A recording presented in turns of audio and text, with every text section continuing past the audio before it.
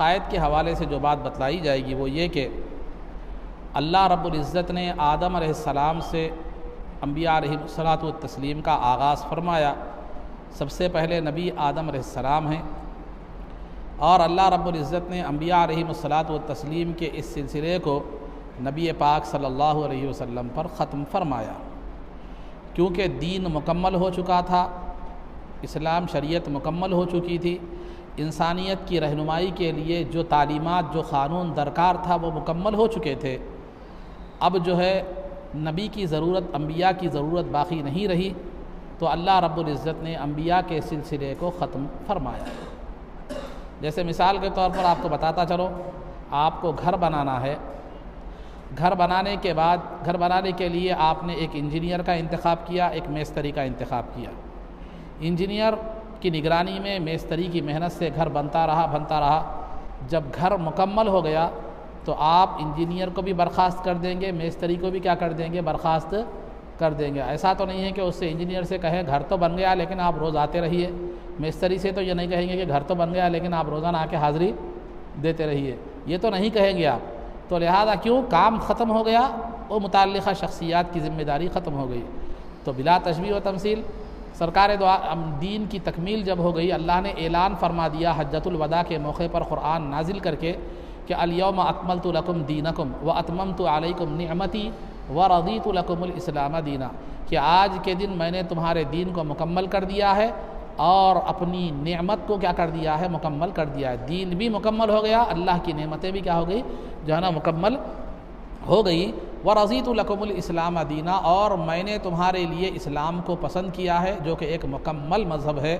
تو لہذا جب دین مکمل ہو گیا تو انبیاء کو بھیجنے کا مقصد مخلوق کی رہنمائی، ان کو زندگی گزارنے کا طریقہ سلیقہ، اور اللہ کی مرضی کن چیزوں میں ہے، کن میں ناراضگی ہے، یہ تمام چیزوں کی رہنمائی کے لیے بھیجا گیا تھا۔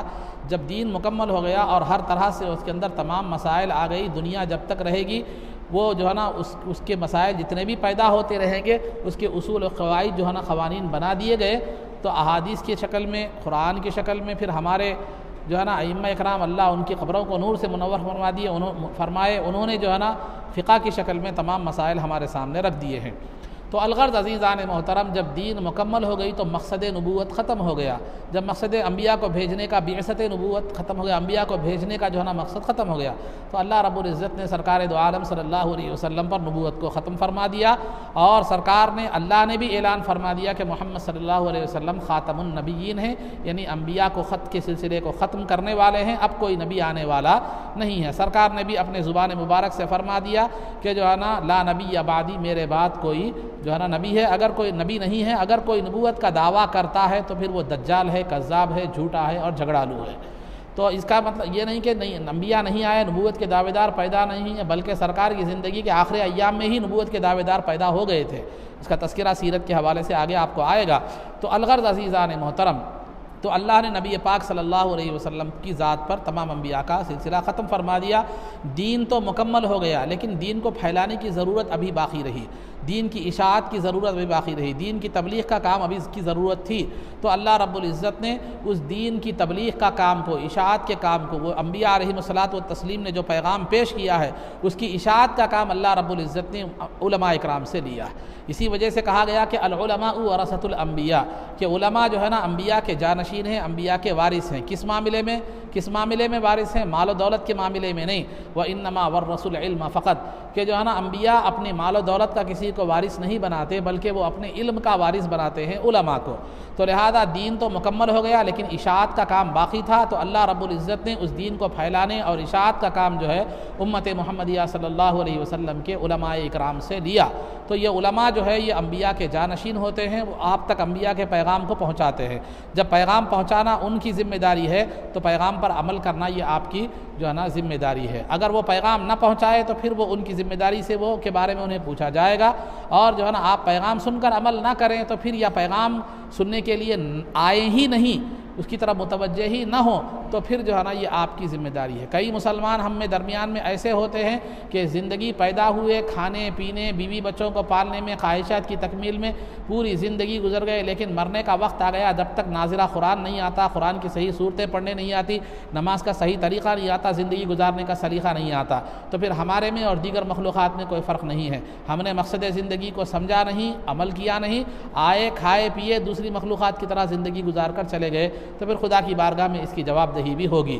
تو الغرض عزیزان محترم، تو نبوت کا سلسلہ جو ہے نا سرکار پر ختم ہو گیا، چونکہ دین مکمل ہو گیا، لیکن اشاعت کا کام اللہ رب العزت نے اس دین کی اشاعت کا کام جو ہے یہ امت محمدیہ صلی اللہ علیہ وسلم کے علماء پر دیا۔ کل قیامت کے دن عیسیٰ علیہ السلام بھی آئیں گے تو وہ تو مرتبہ نبوت پر فائز رہیں گے، لیکن جو ہے نا سرکار کی امت میں جب آئیں گے تو وہ بحیثیت نبی جو ہے نا نہیں آئیں گے، بلکہ جو ہے نا وہ بحیثیت مجدد اور بحیثیت مبلغ اور سرکار کے دین کی اشاعت کرنے والے بن کر جو ہے نا آئیں گے۔ یہاں تک بات ہوگی۔ اور دوسرا عقیدہ یہ ہے کہ سرکار دو عالم صلی اللہ علیہ وسلم کی ذات تمام انبیاء میں افضل ہے، ہر حیثیت سے سرکار کی ذات تمام انبیاء میں افضل ہے۔ ایک دو تین باتیں آپ کو بتاتا چلو۔ اللہ رب العزت نے عالم ارواح میں انبیاء علیہم الصلاۃ والتسلیم سے ایک عہد لیا کہ جو ہے نا وَإِذْ أَخَذَ اللَّهُ مِيثَاقَ النَّبِيِّينَ لَمَا آتَيْتُكُم مِّن كِتَابٍ وَحِكْمَةٍ ثُمَّ جَاءَكُمْ رَسُولٌ مُّصَدِّقٌ لِّمَا مَعَكُمْ لَتُؤْمِنُنَّ بِهِ وَلَتَنصُرُنَّهُ کہ دیکھو اے انبیاء علیہم الصلاۃ والتسلیم کا یہ گروہ، ایک جماعت تھی، انبیاء علیہم الصلاۃ والتسلیم صرف وہاں موجود تھے، ان کی ارواح سے جو ہے نا اللہ رب العزت نے ایک عہد لیا کہ میں تمہیں نبی بنا کر دنیا میں بھیجوں گا، تمہیں کتاب بھی دوں گا، لیکن جو ہے نا اگر تمہارے زمانے میں میرے رسول آ جائے تو تمہاری حیثیت نبی کی نہیں ہوگی، لَتُؤْمِنُنَّ بِهِ تم سرکار پر ایمان لاؤ گے، وَلَتَنصُرُنَّهُ اور ان کے دین کی کیا کرو گے، مدد کرو گے۔ تو لہذا اب تمہاری حیثیت نبی کی نہیں رہے گی، بلکہ تمہاری حیثیت کیا ہو جائے گی، امتی کی ہو جائے گی۔ تو لہذا ہر نبی کی نبوت مقید ہے، لیکن سرکار کی نبوت کیا ہے، مطلق ہے۔ سرکار کی نبوت اور رسالت مطلق ہے، یعنی سرکار جس زمانے میں بھی آ جائیں وہ نبی ہی کی حیثیت سے آئیں گے، سرکار جس زمانے میں بھی آ جائیں نبی ہی کی حیثیت سے آ جائیں گے۔ لیکن دیگر انبیاء کی نبوت کا معاملہ یہ ہے کہ سرکار جب تک نہ آئے وہ نبی ہے، سرکار جب آ جائیں تو ان کی نبوت کیا ہو جائے گی، وہ نبی کے بجائے امتی کیا ہو جائیں گے، ہو جو ہے نا جائیں گے، تو نبی کے بجائے وہ امتی کیا ہو جائیں گے، ہو جائیں گے۔ تو سرکار انبیاء کی، دیگر انبیاء کی نبوت مقید ہے، سرکار نہ آئیں تو پھر وہ نبوت نبی باقی رہیں گے، سرکار آ جائیں تو پھر وہ امتی کی حیثیت کیا کریں گے، اختیار جو ہے نا کر لیں گے۔ تو الغرض عزیزان محترم، سرکار کبھی بھی آئیں، کسی بھی زمانے میں آ جائے وہ نبی ہی ہوں گے۔ تو اس حیثیت سے بھی دیکھا جائے تو سرکار کی جو نبوت ہے وہ نبوت مطلقہ ہے۔ مطلقہ کا مطلب ہر زمانے میں، کسی بھی زمانے میں آ جائے وہ نبی ہی ہیں، لیکن انبیاء کی نبوت مقیدہ ہے، یعنی سرکار نہ آئیں تو وہ نبی رہیں گے، ورنہ سرکار کے امتی بن کر دین کا کام، اشاعت کا کام انجام دیں گے۔ اور دوسری سرکار کی جو ہے نا فضیلت یہ ہے کہ دیگر انبیاء علیہم الصلاۃ والتسلیم کو جو ہے نا کوئی نبی کو اللہ رب العزت نے خاتم النبیین کا عہدہ عطا نہیں فرمایا، سوائے نبی پاک صلی اللہ علیہ وسلم کے۔ کوئی نبی خاتم النبیین نہیں ہے۔ خاتم النبیین کا مطلب صرف یہ نہیں ہے کہ انبیاء کے سلسلے کو ختم کرنے والے یہ نہیں ہیں، بلکہ مخلوق کے لیے جو فضائل، جو کمالات، جو خوبیاں، جو بلندیاں، جو بزرگیاں، جو بھی چیزیں مخلوق کے لیے ہیں، اس کی انتہا خاتم النبیین پر ہے۔ اب سرکار سے افضل نہ کوئی نبی ہوں گے، نہ سرکار کی جیسی فضیلت کسی ہوگی، سرکار کی جیسی کمالات کسی کے نہیں ہوں گے، سرکار کی جیسی خوبیاں کسی کی نہیں ہوں گی۔ سرکار کی ذات و صفات اور آپ سے متعلقہ جتنی بھی چیزیں ہیں اس سے افضل کائنات میں کوئی چیز جو ہے نا نہیں ہے۔ خاتم النبیین کا مطلب یہ ہے کہ یہاں پر آ کر مخلوق کی تمام فضیلتیں، تمام کمالات، نبوت کا سلسلہ اور ہر چیز یہاں پر آ کر مکمل ہو گئی، کمال کو پہنچ گئی۔ اب اس سے آگے کوئی اور چیز مخلوق کے لیے ممکن جو ہے نا نہیں ہے۔ تو لہذا یہ ہے خاتم النبیین کا مطلب۔ اللہ نے سرکار کو خاتم النبیین بنایا ہر حیثیت سے، مرتبے کے حساب سے، علم کے حساب سے، جانشین کے مطلب یہ جسمانی حساب سے، فضیلت کے اعتبار سے، کمال کے اعتبار سے۔ اس سے زیادہ مخلوق کے لیے کہ نہ کوئی فضیلت ہو سکتی ہے، نہ کوئی کمال ہو سکتا ہے، نہ کوئی حسن ہو سکتا ہے۔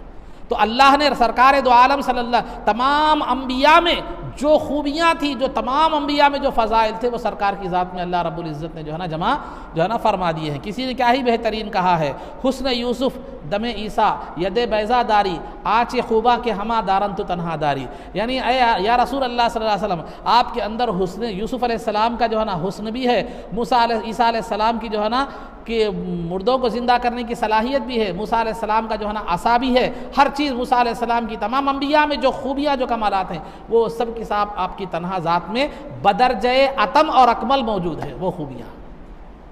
یہی وجہ ہے کہ بی بی عائشہ صدیقہ رضی اللہ تعالیٰ عنہ نے فرمایا کہ یوسف علیہ السلام کو دیکھ کر مصر کی عورتوں نے انگلیاں کاٹ لی، لیکن میرے مصطفیٰ کو دیکھ کر عرب کے نوجوانوں نے اپنی گردنیں کٹا لی۔ تو الغرض عزیزان محترم، تو سرکار خاتم النبیین ہیں، آپ سے خاتم النبیین کا مطلب صرف انبیاء کے سلسلے کو ختم کرنا نہیں، بلکہ مخلوق کے لیے جو بھی خیر، جو بھی کمال، جو بھی حسن، جو بھی چیز ہو سکتی تھی مرتبہ، وہ مرتبے کو سرکار پر آ کر وہ مرتبہ ختم ہو گیا۔ اب آگے، اس سے آگے اب مخلوق کے لیے کوئی مرتبہ نہیں ہے۔ تو اللہ نے سرکار کو خاتم النبیین بنایا، اور دیگر انبیاء علیہم الصلوۃ والتسلیم کو ایک مخصوص قوم، ایک مخصوص خطے کے لیے نبی بنا کر بھیجا۔ لیکن سرکار دو عالم صلی اللہ علیہ وسلم کو اللہ رب العزت نے یہ فرمایا، یا ایھا الناس انی رسول اللہ الیکم جمیعا، کہ میں تمام رسولوں کے لیے نبی بنا کر بھیجا گیا ہوں، تمام لوگوں کے لیے رسول بنا کر بھیجا گیا ہوں۔ وما ارسلناک الا رحمۃ للعالمین، ہم نے تمام لوگوں کے لیے آپ کو رحمت للعالمین بنا کر، ویسے تو ہر نبی رحمت ہوتے ہیں، لیکن ہر نبی کی رحمت ایک قوم کے لیے، مخصوص خطے اور علاقے کے لیے تھی، لیکن رسول پاک صلی اللہ علیہ وسلم کی رحمت سارے عالموں کے لیے ہے۔ وہ ارسلت الی الخلق کافہ، سرکار نے فرمایا میں تمام مخلوق کی طرف رسول بنا کر بھیجا گیا ہوں۔ سرکار تو ہر ایک کے رسول ہیں، ہر ایک کے رسول ہیں، انبیاء انسانوں کے بھی رسول ہیں، جنات کے بھی رسول ہیں، فرشتوں کے بھی رسول ہیں، جانوروں کے بھی رسول ہیں، چرندوں کے بھی رسول ہیں، ہر ایک کے رسول ہیں۔ لیکن انسان اور جنات کو شریعت کی سرکار کی شریعت کی پابندی بھی کرنا ہے، رسول بھی ماننا ہے، اور شریعت کی رسول پر ایمان بھی لانا ہے، اور ان کے شریعت کی پابندی بھی کرنا ہے۔ لیکن تمام مخلوقات کو سرکار کو بحیثیت نبی اور رسول مان کر تعظیم اور احترام کرنا ان کی ذمہ داری ہے۔ دیگر مخلوقات سرکار کی شریعت کی مکلف اور پابند تو نہیں ہیں، سرکار کی شریعت کی مکلف اور پابند صرف انسان اور جنات ہیں، لیکن دنیا کی ہر مخلوق کے لیے سرکار کی بحیثیت نبی، بحیثیت رسول، سرکار کی تعظیم اور احترام ضروری ہے۔ تو الغرض یہ ہے سرکار کی یہ ہے۔ اور پھر اگر عقلی اعتبار سے بھی اگر ہم سوچیں تو اللہ رب العزت نے سرکار کی کتاب سب سے افضل، تمام کتابوں میں افضل، سرکار کی شریعت تمام شریعتوں میں افضل، سرکار کا دین تمام دینوں میں افضل۔ تو جب تمام چیزیں سرکار کی تمام چیزوں سے افضل ہے تو پھر سرکار کی ذات بھی تمام انبیاء سے افضل ہے۔ ایسا نہیں ہو سکتا کہ شریعت سب سے افضل ہو، دین سب سے افضل ہو، کتاب سب سے افضل ہو، سرکار افضل نہ ہو، یہ ممکن نہیں ہے، عقلی اعتبار سے بھی ممکن نہیں ہے۔ مثال کے طور پر میں آپ کو سمجھاتا چلوں، ایک آدمی ہے 10th اسٹینڈرڈ کا آدمی ہے، لڑکا ہے، آپ اس کو پی ایچ ڈی کی ڈگری دے رہے ہیں۔ پی ایچ ڈی کی ڈگری تو بڑی اہم ہے، لیکن اگر آپ 10th اسٹینڈرڈ کے آدمی کو اگر دیں گے تو وہ اگر حکومت کو معلوم ہوگا کہ وہ تو یہ 10th کے اسٹینڈرڈ کا 10ویں جماعت کا قابلیت رکھنے والے طالب علم کو کسی یونیورسٹی نے پی ایچ ڈی کی ڈگری دی ہے تو لائسنس کینسل ہو جائے گا۔ تو لہذا کسی کو بھی پی ایچ ڈی کی ڈگری اسی وقت دی جاتی ہے۔ یہ ڈگری دینا اس بات کی علامت ہے کہ یہ علمی اعتبار سے، صلاحیت کے اعتبار سے پی ایچ ڈی کی ڈگری کا قابل ہے، تبھی تو اسے پی ایچ ڈی دی گئی ہے۔ تو جیسے ڈگری اعلیٰ ہے، اسی طرح وہ شخصیت بھی تمام علمی اعتبار سے سب سے اعلیٰ ہوگی۔ تو بلا تشبیہ و تمثیل سرکار کی شریعت سب شریعتوں سے افضل، سرکار کی کتاب تمام کتابوں میں افضل، اور سرکار کا دین سب دینوں میں مکمل اور افضل، تو پھر سرکار کی ذات بھی سب سے افضل، جو دین آپ کو دیا گیا ہے، جو شریعت آپ کو دی گئی ہے، وہ سب سے افضل ہے۔ ورنہ اگر سرکار کی ذات کو سب سے افضل نہیں مانیں گے تو وہ ایسے ہی ہوگا کہ 10th اسٹینڈرڈ کے لڑکے کو پی ایچ ڈی کی ڈگری دی جا رہی ہے، اس کو عقل بھی تسلیم نہیں کرتی۔ یہ عقلی اعتبار سے بھی اور دلائل کے اعتبار سے بھی یہ بالکل بے بنیاد بات ہے۔ تو بہرحال سرکار کو اللہ رب العزت نے خاتم النبیین بنایا، اور سابقہ کتابوں میں بھی سرکار کو خاتم النبیین سے یاد کیا گیا، تورات اور انجیل ہر ایک میں سرکار خاتم النبیین ہی یہ بتایا گیا۔ اور بہرحال عزیزان محترم، تو دو باتیں عقیدے کے تعلق سے آج آپ کے سامنے بیان کی گئی، دو باتیں بیان کی گئی۔ ایک تو انبیاء کا سلسلہ آدم علیہ السلام پر شروع ہو کر سرکار دو عالم صلی اللہ علیہ وسلم پر ختم ہو گیا، اب کوئی نبی آنے والے نہیں ہے۔ اگر کوئی نبوت کا دعویٰ کرتا ہے تو وہ جھوٹا ہے اور دجال ہے، اور سرکار کو خاتم النبیین نہ ماننا انسان کو ایمان سے کیا کر دیتا ہے، خارج جو ہے نا کر دیتا ہے۔ اب آپ کے بعد کوئی نبی آنے والے نہیں ہیں، کیونکہ دین مکمل ہو گیا، شریعت مکمل ہو گئی، اب اس کی اشاعت کی ذمہ داری علماء اکرام کی ہے۔